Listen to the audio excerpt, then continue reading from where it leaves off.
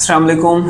अभी मैं आपसे बात करूंगा एज़ोस्पर्मिया के बारे में। या अक्सर आपने देखा होगा कि लड़के सीमन का टेस्ट करवाते हैं तो अंदर बिल्कुल ही ज़ीरो स्पर्म आते हैं।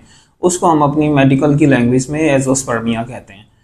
सबसे पहले तो अगर किसी भी लड़के को एज़ोस्पर्मिया डायग्नोस होता है तो इसमें परेशानी की ज़रूरत नहीं है। आजकल के दौर में हर चीज़ काबिल इलाज है।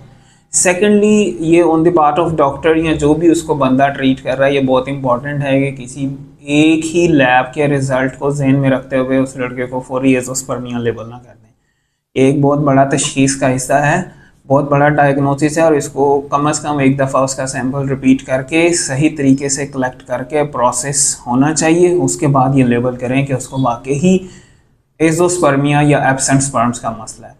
अब ब्रॉडली अगर इसकी दो तरह की सूरत हाल होती हैं, एज़ोस्पर्मिया की टाइप्स होती हैं। एक तो ये होता है कि टेस्टिस सिरे से ही स्पर्म पैदा ही नहीं कर रहे, उसको हम नॉन ऑब्स्ट्रक्टिव एज़ोस्पर्मिया कहते हैं। दूसरा ये होता है कि टेस्टिस तो जो लड़के के हैं वो स्पर्म प्रोड्यूस कर रहे हैं, लेकिन उसमें से जो चैनल्स निकलते हैं उस स्पर्म को बाहर तक लेके आते हैं सीमन को, उस रास्ते में कहीं ना कहीं रुकावट है, तो इसको हम ऑब्स्ट्रक्टिव एज़ोस्पर्मिया कहते हैं। तो इन दो टाइप्स दोनों की दोनों काबिल इलाज हैं।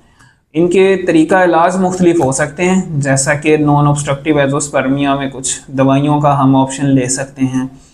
ऑब्स्ट्रक्टिव एज़ोस्पर्मिया में कोई थोड़ी बहुत सर्जरीज करके रास्ते को खोला जा सकता है।